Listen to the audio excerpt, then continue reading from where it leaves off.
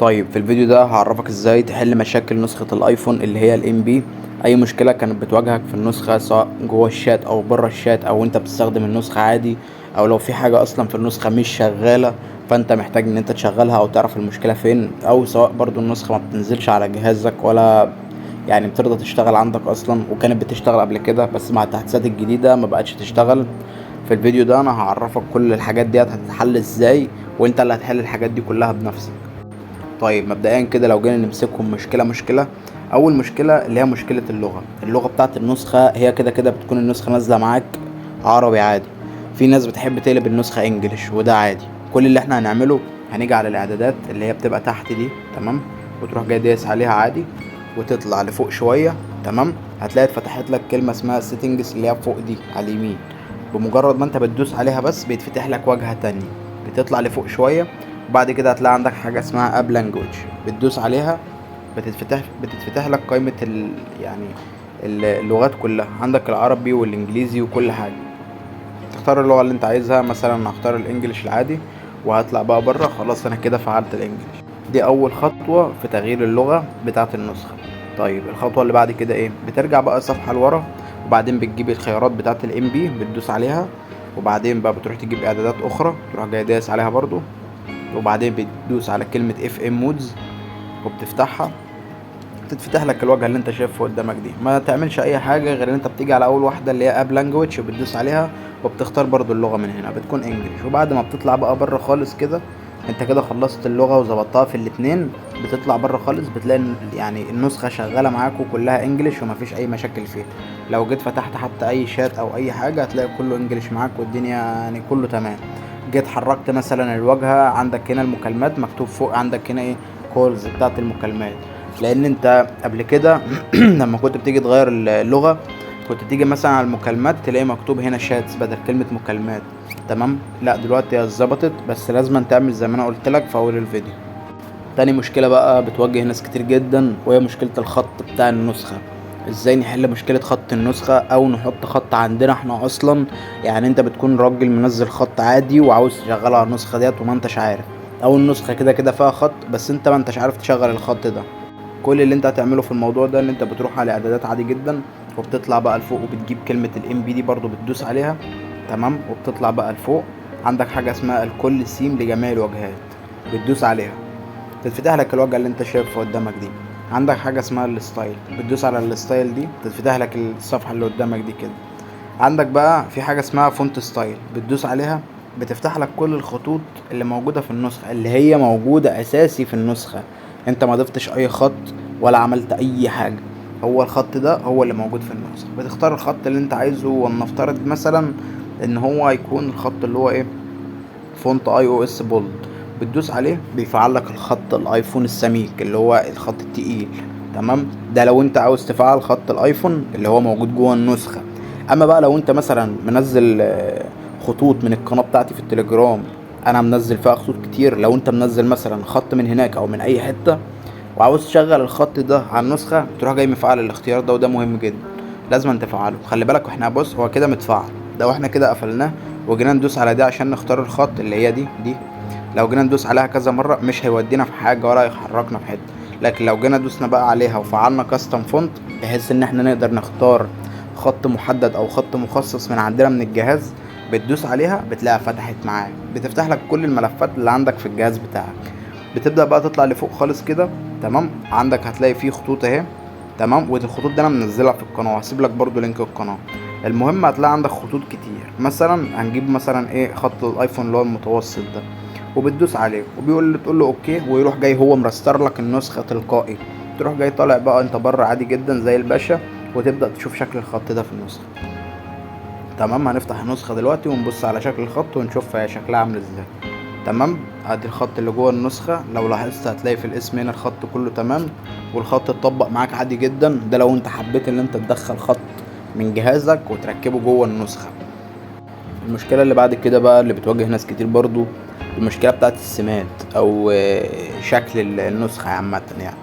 لو انت جيت الموجود قدامك، لو انت دوست على كلمة مور اللي هي موجودة فوق على الشمال، عندك سيمات في النسخة. لو دوست على كلمة سيم هتلاقي عندك سيم دارك وسيم لايت، دول السيمين اللي موجودين جوه النسخة العاديين اللي كلنا عارفينهم عايز تفعل الدارك مود فعل، عايز تفعل اللايت مود فعل، براحتك يعني. دول السمات اللي موجودين في النسخة.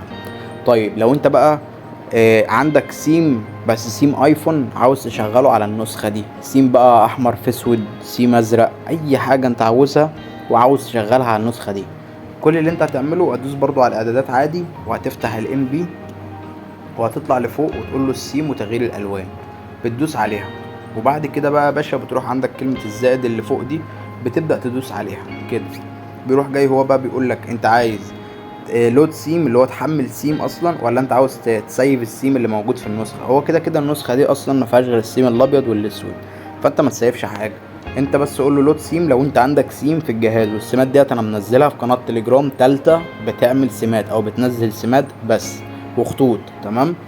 بتدوس بقى على كلمه لود سيم ديت، وبرضه بيفتح لك كل الملفات اللي عندك. بتبدا بقى انت تطلع لفوق وتشوف السيمات عندك بقى، مثلا إيه مثلا هنفتح السمات دي، تمام، ونختار مثلا السيم اللي هو الاحمر في اسود، وندوس عليه ونشوف النسخة هتظبط معانا ولا لا، ونطلع لبره كده ونبدأ نفتح النسخة تاني. زي ما انت شايف النسخة فتحت لك بالشكل ده. طيب ليه النسخة فتحت بالشكل ده؟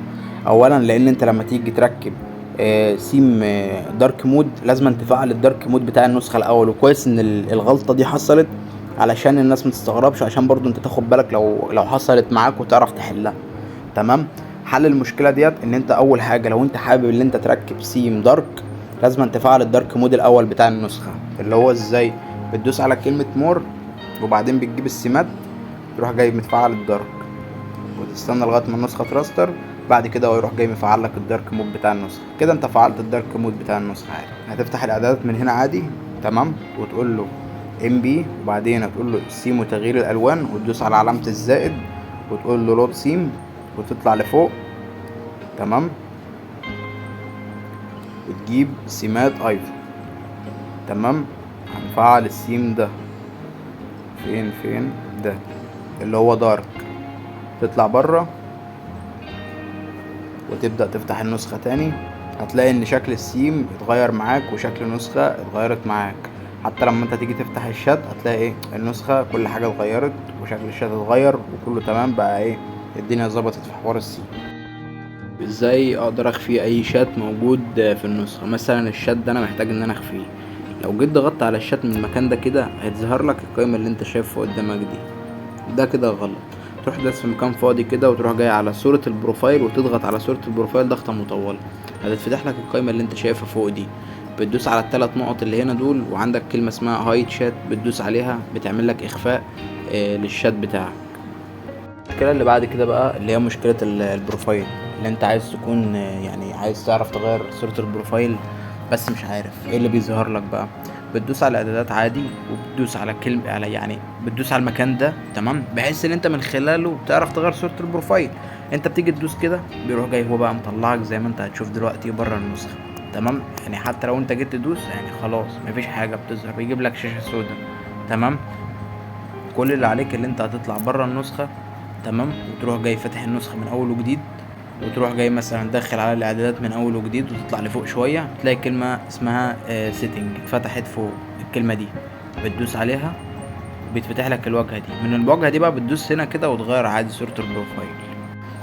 في مشكله بقى بعد كده اللي هي المشكله اللي بيقول لك فيها يعني عايز اعرف المسج اللي انا بعتها، عايز اعرف هي وصلت ولا لا، واستلمها ولا لا، واستلمها الساعه كام. بتدوس على المسج على الشات اقصد، وبتيجي على اي مسج وتضغط ضغطه مطوله، بتلاقي عندك كلمه في الاخر اسمها مور، بتدوس على كلمه مور دي، وبعدين هتلاقي حاجه اسمها انفو، بتدوس على كلمه انفو، بيجيب لك تاريخ المسج واتشافت ولا لا وكل حاجه، وتاريخ الارسال والاستلام وكل حاجه بتاعه المسج عادي جدا. بالنسبه بقى لان علامه الطمس ما بتظهرش عند ناس كتير، او لما بتيجي مثلا تضغط على اي مسج ضغطه مطوله، الحاجات دي كلها ما بتظهرلكش. الحاجات دي بتظهر ازاي؟ انت لازما اولا تقلب النسخه انجليش بالطريقه اللي انا شرحتها في اول الفيديو. بمجرد ما تقلب النسخه انجليش وتظبط معاك، تيجي تجرب تاني تفعل علامه الطمس وتجربها، هتلاقيها ظهرت معاك كل حاجه، تمام.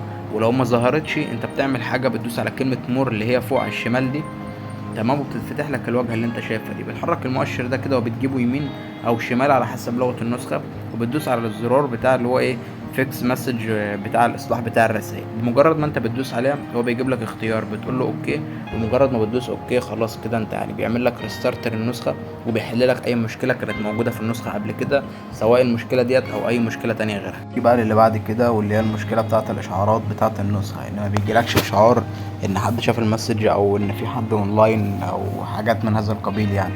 بتدوس على اعدادات من هنا كده وبتيجي على الام بي، تمام. وبعد كده بتبدأ بقى ان انت تدخل على من هنا من كلمة نوتيفاي دي بتدوس عليها، وبعدين ديت بتلاقيها مقفولة، انت بتروح جاي مفعلها، تروح جاي ظاهرة لك كل حاجة زي ما انت ما شايف كده. بيجي لك اشعار الاونلاين، ولو حد بيكتب مسج، ولو حد قرا المسج، ولو حد عمل فويس او كده. يعني كل الاشعارات بتبقى شغالة في النسخة.